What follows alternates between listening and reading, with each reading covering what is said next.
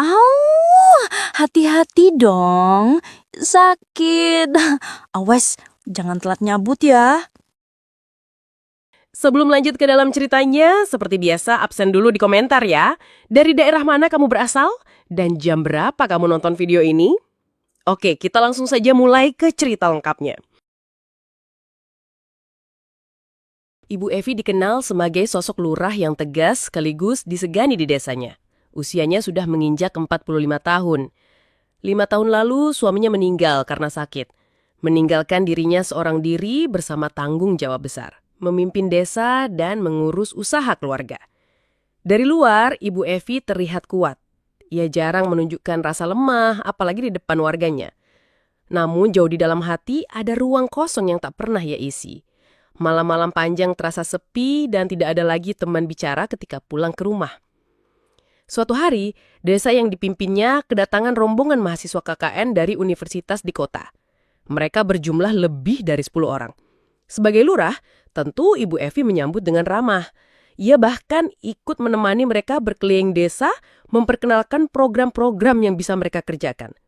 Dari sekian banyak mahasiswa itu, ada satu yang menonjol di matanya.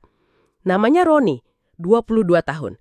Sikapnya sopan, tutur katanya teratur, dan ia terlihat selalu siap membantu. Ketika mahasiswa lain sibuk dengan urusan masing-masing, Roni justru aktif bertanya tentang kondisi desa, mendengarkan dengan serius, dan berusaha memahami. Bu, kalau untuk program kebersihan, kira-kira warga lebih butuh tempat sampah atau kegiatan gotong royong rutin? Tanya Roni suatu siang saat pertemuan awal berlangsung. Pertanyaan itu sederhana, namun Ibu Evi melihat kesungguhan dalam matanya.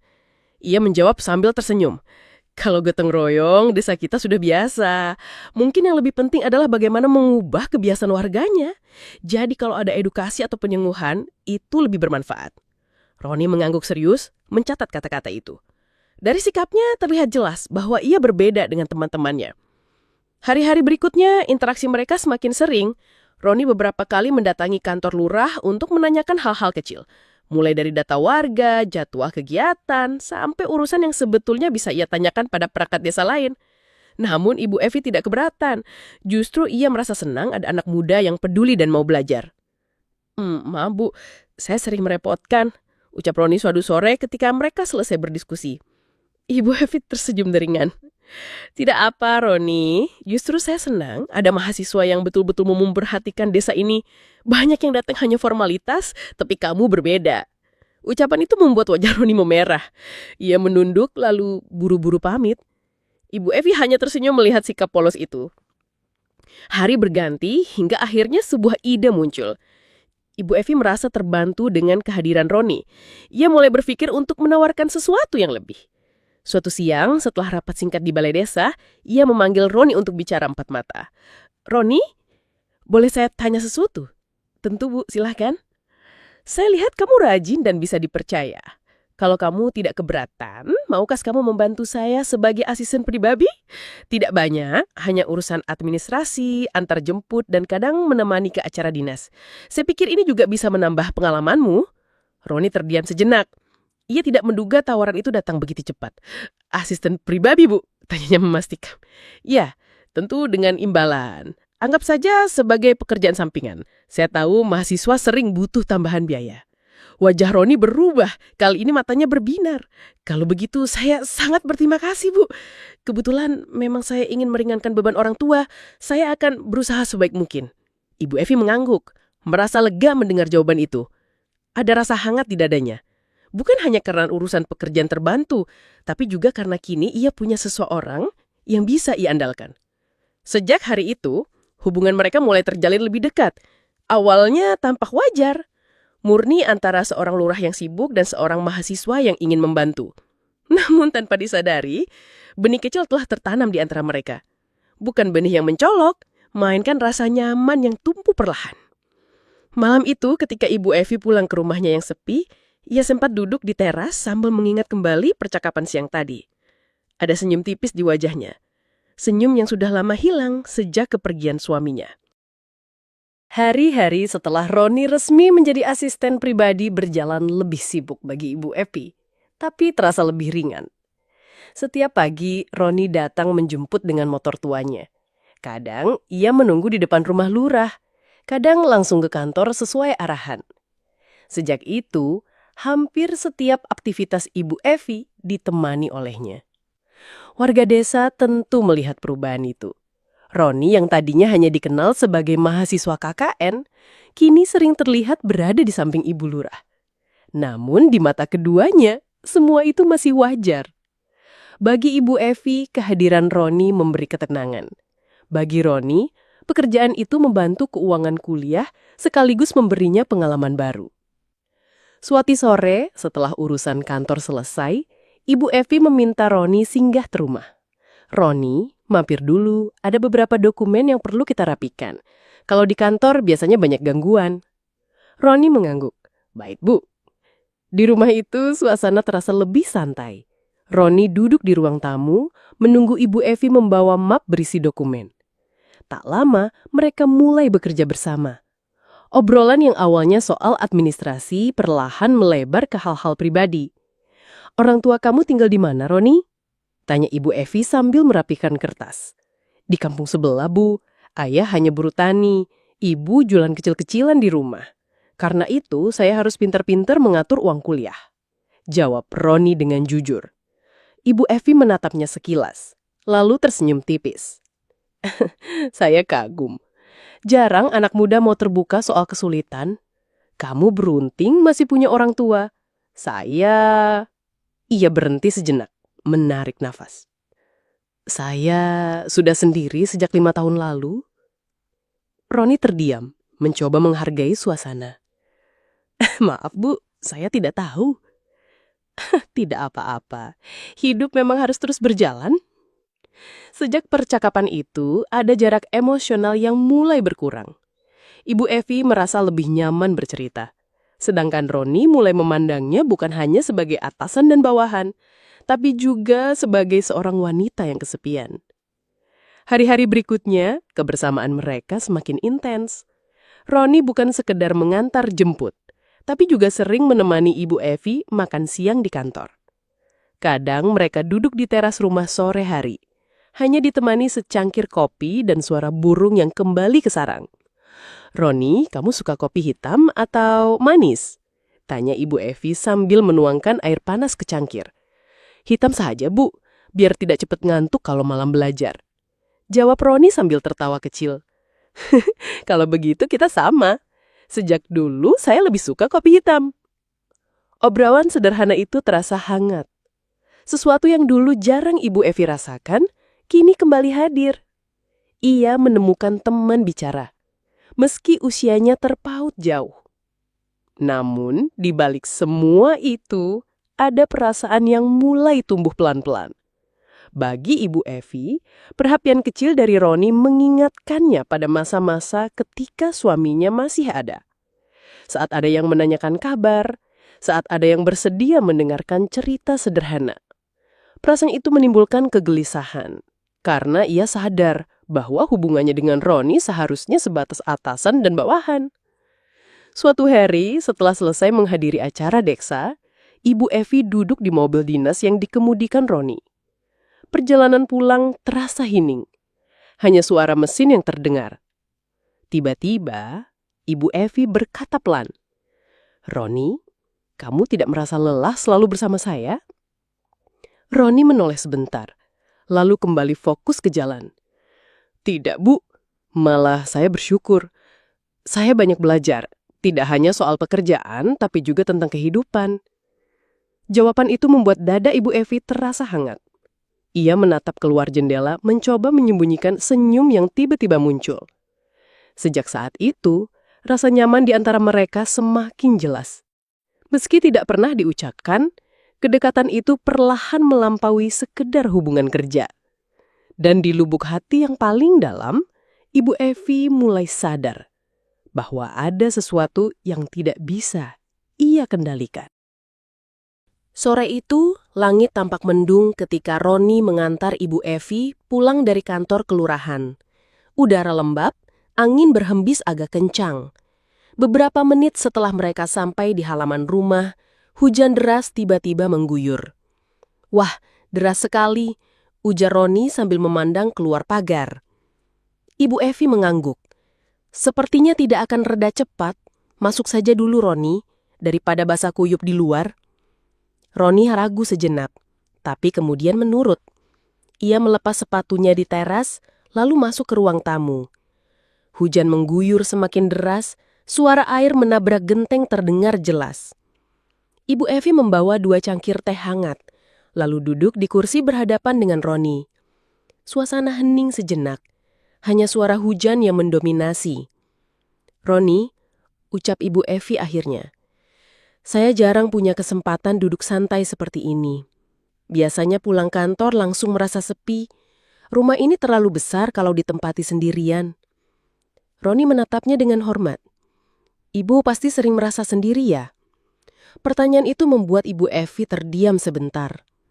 Ia menatap cangkir teh di tangannya. Sejak suami saya meninggal memang begitu. Awalnya saya kuat karena sibuk dengan pekerjaan. Tapi lama-lama, ada kosong yang tidak bisa diisi siapapun. Roni mendengarkan dengan serius, tidak memotong. Ibu Evi melanjutkan, suaranya pelan tapi jujur. Kadang saya menyalakan televisi hanya untuk ada suara, atau menonton film. Bahkan film asing yang tidak begitu saya pahami, hanya untuk mengisi waktu. Tapi pada akhirnya, tetap saja sendiri. Hujan kian deras membuat suasana terasa semakin intim. Roni mencoba mencari kata-kata. Ibu sudah berusaha kuat selama ini. Saya rasa wajar kalau sesekali merasa lelah. Ibu Evi tersenyum tipis. Terima kasih, Roni. Jarang ada yang mendengarkan seperti kamu. Banyak orang melihat saya hanya sebagai lurah, bukan sebagai manusia yang juga bisa rapuh. Obrolan yang awalnya ringan kini berubah menjadi dalam. Mereka berbicara tentang hidup, tentang kehilangan, juga tentang masa depan. Sesekali mereka tertawa kecil ketika membahas hal-hal sederhana, seperti kebiasaan Roni yang sering lupa makan saat sibuk. Waktu berjalan cepat. Malam mulai turun, sementara hujan belum menunjukkan tanda reda. Roni melihat keluar lalu berkata, sepertinya saya harus pulang agak larut, Bu. Hujannya masih deras sekali. Ibu Evi menatap keluar jendela, lalu kembali pada Roni. Kalau kamu mau, menginap saja di sini malam ini. Kamar tamu kosong. Tidak usah memaksa pulang. Jalanan licin, bahaya. Roni ragu sejenak, tapi kemudian menurut. Ia melepas sepatunya di teras, lalu masuk ke ruang tamu. Hujan mengguyur semakin deras. Suara air menabrak genteng terdengar jelas. Ibu Evi membawa 2 cangkir teh hangat, lalu duduk di kursi berhadapan dengan Roni. Suasana hening sejenak.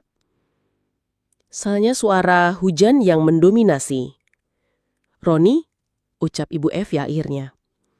Saya jarang punya kesempatan duduk santai seperti ini. Biasanya pulang kantor langsung merasa sepi. Rumah ini terlalu besar kalau ditempati sendirian. Roni menatapnya dengan hormat. Ibu pasti sering merasa sendiri ya? Pertanyaan itu membuat Ibu Evi terdiam sebentar. Ia menatap cangkir teh di tangannya.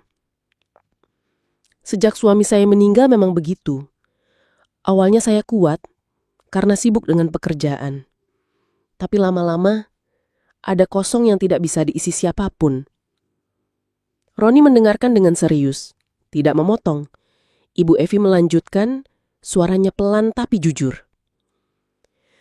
Kadang saya menyalakan televisi hanya untuk ada suara, atau menonton film, bahkan film asing yang tidak begitu saya pahami, hanya untuk mengisi waktu. Tapi pada akhirnya, tetap saja sendiri. Hujan kian deras membuat suasana terasa semakin intim. Roni mencoba mencari kata-kata. Ibu sudah berusaha kuat selama ini. Saya rasa wajar kalau sesekali merasa lelah. Ibu Evi tersenyum tipis. Terima kasih, Roni. Jarang ada yang mendengarkan seperti kamu. Banyak orang melihat saya hanya sebagai lurah, bukan sebagai manusia yang juga bisa rapuh. Obrolan yang awalnya ringan kini berubah menjadi dalam.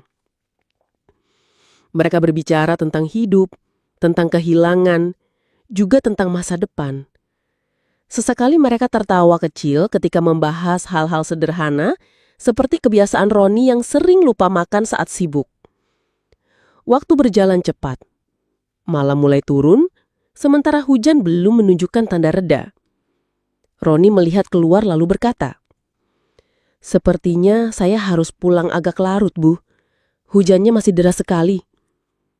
Ibu Evi menatap keluar jendela lalu kembali pada Roni. "Kalau kamu mau, menginap saja di sini malam ini. Kamar tamu kosong. Tidak usah memaksa. Pulang jalanan licin, bahaya." Roni terdiam sejenak, lalu mengangguk pelan. "Baik, Bu. Kalau memang tidak merepotkan." "Tidak sama sekali. Malah saya senang ada teman bicara malam ini." Malam itu menjadi titik balik. Tidak ada yang diucapkan secara terang-terangan, tidak ada pernyataan yang jelas. Tetapi mereka sadar ada sesuatu yang berubah. Rasa nyaman itu sudah melewati batas wajar antara seorang lurah dan asistennya. Benih yang sebelumnya samar, kini mulai tumbuh lebih nyata. Di dalam kamar masing-masing, baik Roni maupun Ibu Evi merenung panjang. Hujan di luar masih turun, seakan ikut menjadi saksi awal dari perasaan yang tak lagi bisa mereka sembunyikan. Sejak malam hujan itu, hubungan Ibu Evi dan Roni semakin dekat. Hampir setiap pagi, Roni menjemput dengan motornya. Sepulang kerja, ia sering mampir ke rumah lurah. Kadang untuk merapikan dokumen, kadang hanya sekadar menemani minum teh di teras. Bagi mereka berdua, kebersamaan itu terasa wajar. Namun, bagi mata orang luar, pemandangan itu mulai menimbulkan tanda tanya. Awalnya, bisikan kecil terdengar di antara teman-teman Roni sesama mahasiswa KKN. Kamu lihat ja, Roni kok sering banget sama Bu Lurah?" Bisik seorang mahasiswa kepada temannya. Yang lain menimpali. "Iya, padahal kan tugas KKN kita banyak yang bisa dikerjakan bareng. Tapi dia lebih sering ngurusin Bu Lurah." Komentar itu masih sebatas candaan, tapi perlahan berubah menjadi bahan gosip. Mereka melihat Roni lebih sering menghilang dari kegiatan kelompok, lalu muncul kembali bersama Ibu Evi. Di sisi lain, beberapa warga desa juga mulai memperhatikan. "Kenapa anak KKN itu sering di rumah Bu Lurah ya?" Celetuk seorang ibu saat belanja di warung. "Katanya jadi asistennya, tapi kok kayaknya terlalu sering. Masa iya lurah butuh ditemani sampai sore begitu?" Desas-desus itu mulai menyebar, meski tidak pernah langsung terdengar oleh telinga Ibu Evi. Namun suatu hari, salah satu perangkat desa berani menyindir secara halus. Saat rapat rutin, ia berkata sambil tersenyum miring, "Bu, enak ya kalau ada asisten pribadi yang masih muda. Semua urusan jadi lancar." Beberapa orang di ruangan itu tertawa kecil. Ibu Evi hanya membalas dengan senyum tipis meski hatinya terasa terusik. Ia tahu maksud kalimat itu bukan sekadar gurauan. Malam harinya ketika duduk di ruang tamu bersama Roni, Ibu Evi akhirnya bercerita. "Roni, kamu sadar tidak? Belakangan ini orang-orang mulai memperhatikan kita." "Maksud ibu?" "Banyak yang mulai bertanya-tanya, kenapa kamu selalu ada di sisi saya?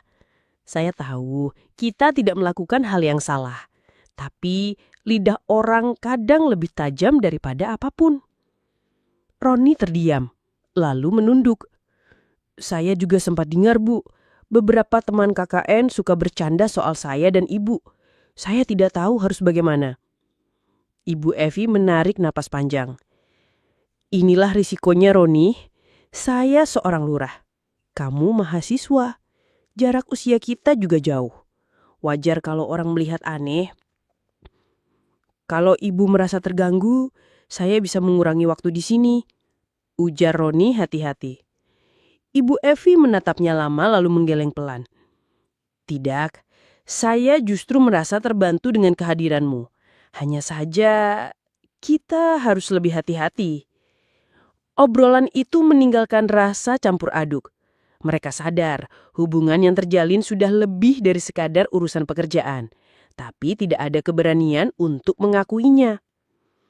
Hari-hari berikutnya, gosip semakin menjadi.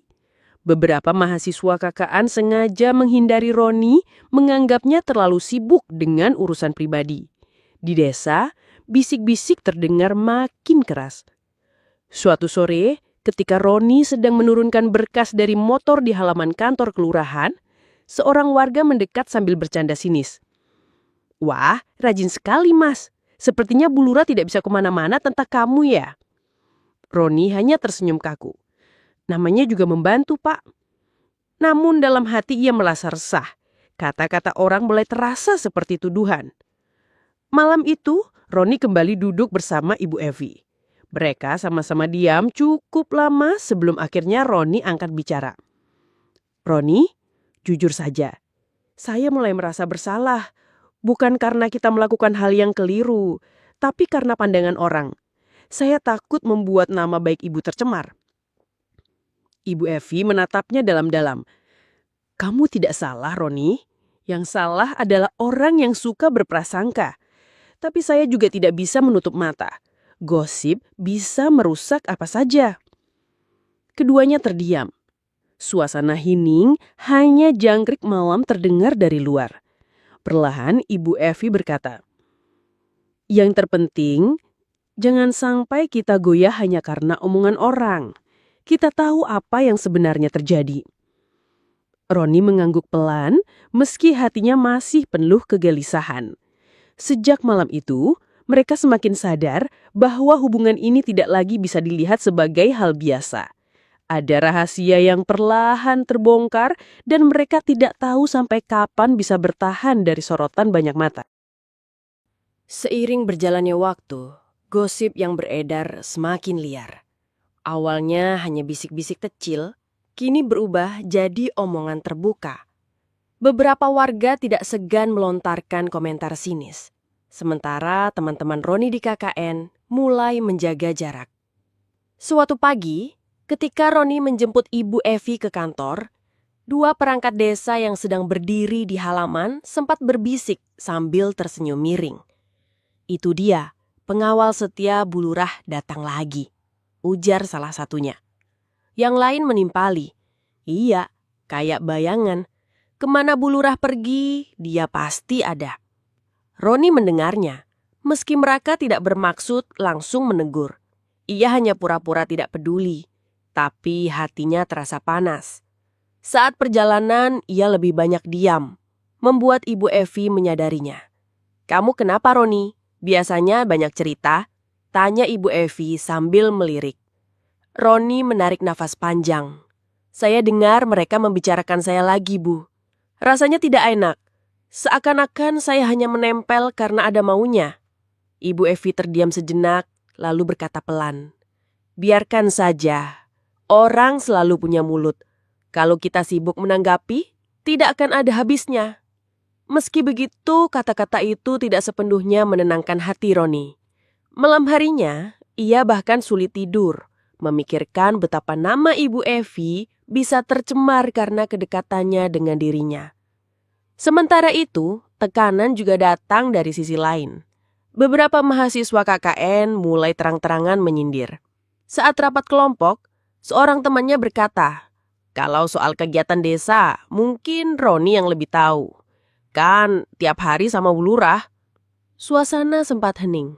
Beberapa tertawa kecil, sementara Roni hanya menunduk. Dalam hati ia merasa makin terpojok. Hari-hari berikutnya pertarungan batin semakin nyata. Roni mulai bertanya pada dirinya sendiri, apakah ia harus menjaga jarak demi nama baik Ibu Evi, atau tetap setia mendampingi karena perasaan yang sudah terlanjur tumbuh. Suatu malam, ia memberanikan diri untuk bicara langsung. Saat itu ia sedang duduk di teras rumah bersama Ibu Evi, ditemani suara serangga malam. "Bu," ucap Roni hati-hati. "Apakah menurut Ibu, apa yang kita lakukan ini salah?" Ibu Evi menoleh pelan, menatap wajahnya yang tampak gelisah. Salah dalam hal apa, Roni? Dalam pandangan orang, mereka menganggap kita terlalu dekat. Saya takut semua ini justru mencoreng nama ibu. Saya merasa bersalah. Ibu Evi terdiam sejenak, lalu menatap jauh ke halaman. Roni, sejak suami saya meninggal, saya jarang merasa benar-benar didengar. Kehadiranmu membuat hidup saya terasa berbeda. Kalau orang lain mau bicara buruk, biarkan saja. Saya tahu kamu tulus. Itu cukup bagi saya. Roni terdiam. Hatinya bergejolak. Kata-kata itu membuatnya terharu, tapi juga semakin bingung. Di sisi lain, Ibu Evi sendiri tidak sepenuhnya tenang. Malam-malamnya dipenuhi kegelisahan. Ia tahu, sebagai lurah, ia memikul martabat di depan masyarakat. Namun setiap kali bersama Roni, semua beban itu terasa lebih ringan. Perasaannya yang muncul bukan sekedar kebutuhan akan bantuan, melainkan kenyamanan yang sulit dilepaskan. Dalam kesendiriannya, Ibu Evi sering bertanya pada diri sendiri. Apakah ia berhak bahagia dengan caranya sendiri, meski dunia menentangnya? Konflik batin itu semakin jelas ketika suatu hari seorang warga senior mendatanginya di kantor. Dengan nada setengah berbisik, orang itu berkata, "Bu, saya harap ibu hati-hati. Warga mulai banyak omong soal kedekatan ibu dengan anak KKN itu. Nama baik ibu bisa rusak kalau tidak dijaga." Ucapan itu menusuk hati Ibu Evi. Ia hanya mengangguk, berusaha tetap tenang. Namun begitu warga itu pergi, ia terduduk lama di kursinya.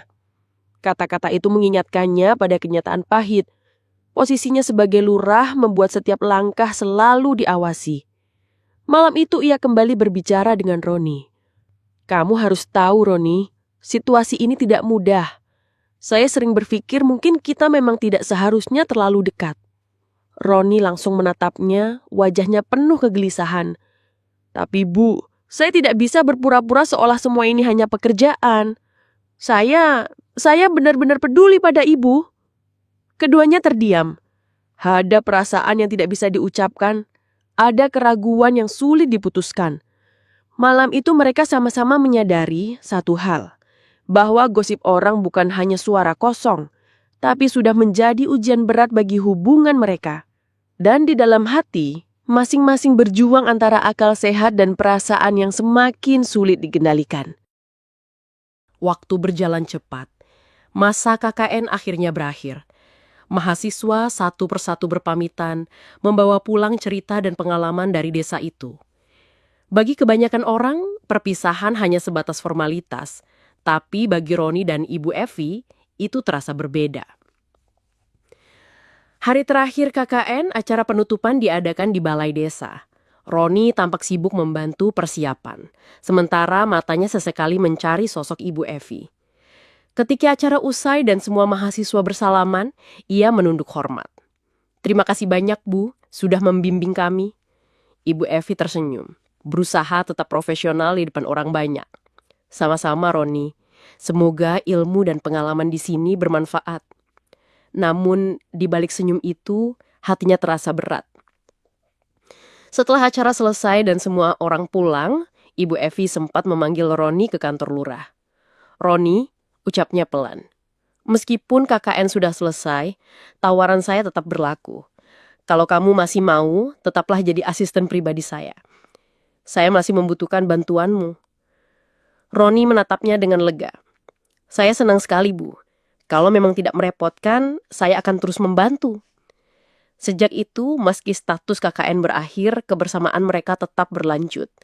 Roni sering datang ke rumah, bahkan lebih sering daripada sebelumnya. Malam-malam mereka diisi dengan percakapan panjang lewat telepon atau video call, membicarakan hal-hal sederhana sekaligus persoalan hidup. Namun gosip tidak juga mereda, malah semakin berkembang. Warga desa mulai berani bersuara lebih keras. "Bu Lurah kok masih saja dekat dengan anak KKN itu? Padahal sudah selesai tugasnya," komentar seorang warga di warung kopi. Kabar itu sampai juga ke telinga keluarga Roni. Suatu hari Roni pulang ke rumah orang tuanya. Saat makan malam, ayahnya bicara dengan nada serius. "Roni, apa betul kamu sering bersama Bu Lurah?" Roni terdiam sebentar, lalu menjawab jujur. Iya ya, saya bekerja sebagai asistennya. Itu membantu saya dan keluarga. Ibunya menatap dengan cemas. Tapi gosip di luar sudah macam-macam, Nak. Orang bilang hubungan kalian lebih dari itu. Kamu tahu kan, Bu Evi usianya jauh di atasmu. Roni menunduk, lalu berkata dengan suara rendah. Saya tahu, tapi saya juga tahu perasaan saya. Bu Evi bukan hanya atasan bagi saya. Saya benar-benar menyayanginya. Kedua orang tuanya saling pandang.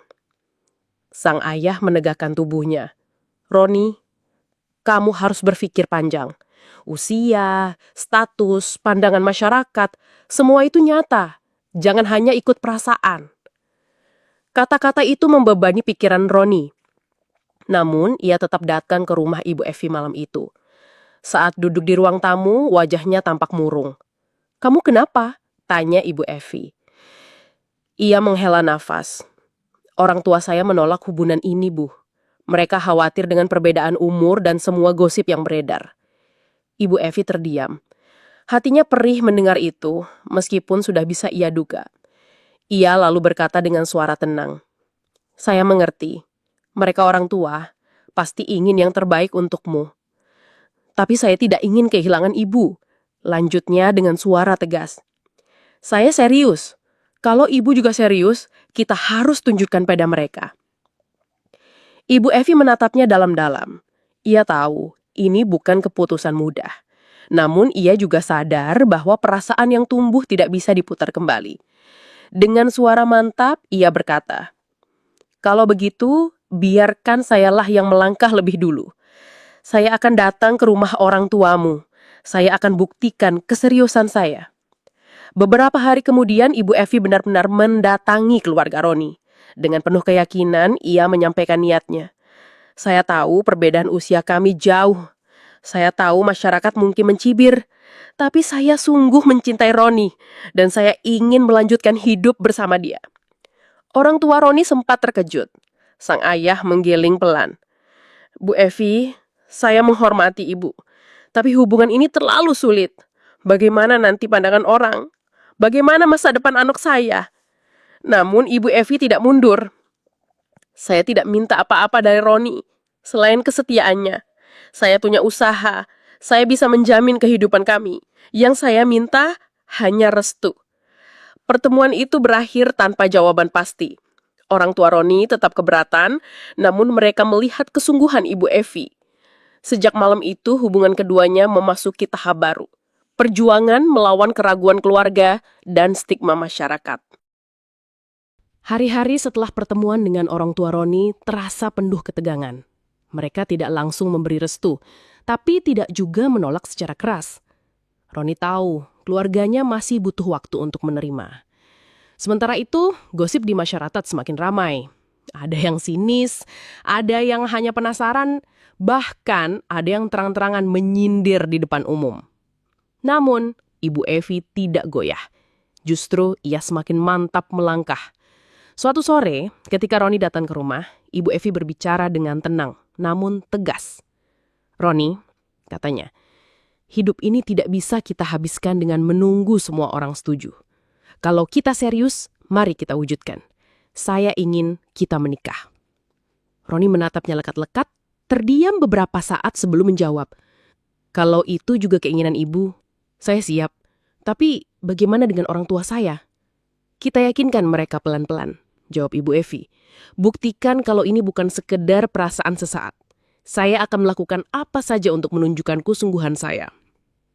Keputusan itu akhirnya membuat Roni lebih berani. Ia kembali bicara pada orang tuanya. Meski sempat terjadi perdebatan panjang, perlahan hati mereka mulai luluh melihat keteguhan anak mereka. Sang ayah akhirnya berkata, kalau kamu benar-benar yakin, kami tidak bisa menahanmu selamanya. Kami hanya berharap kamu siap dengan segala konsekuensinya. Restu itu menjadi titik terang. Pernikahan pun dipersiapkan. Tidak mewah, tapi cukup hikmat. Hari itu, meski banyak warga datang dengan rasa ingin tahu dan bisik-bisik di antara mereka, Ibu Evi dan Roni tetap melangkah mantap ke pelaminan. Saat akad berlangsung, suara Roni terdengar jelas. penuh keyakinan.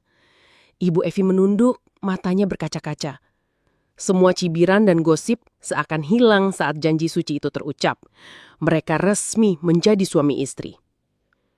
Setelah pernikahan, Ibu Evi membuat keputusan besar. Ia mengundurkan diri dari jabatan lurah. Saya sudah cukup mengabdi. Sekarang saya ingin fokus pada keluarga dan usaha, katanya saat rapat desa. Keputusan itu mengejutkan banyak pihak, tapi sekaligus membungkam sebagian gosip. Bersama Roni, ia mulai menata usaha yang selama ini dikelolanya. Roni belajar banyak, mulai dari mengurus administrasi sampai bernegosiasi dengan mitra bisnis. Meski awalnya canggung, perlahan ia menunjukkan kemampuan. Roni, kamu cepat sekali belajar, puji Ibu Evi suatu malam ketika mereka meninjau toko baru. Roni tersenyum. Saya punya guru yang baik. Tanpa ibu, saya tidak mungkin bisa sejauh ini. Dalam waktu beberapa tahun, usaha mereka berkembang pesat.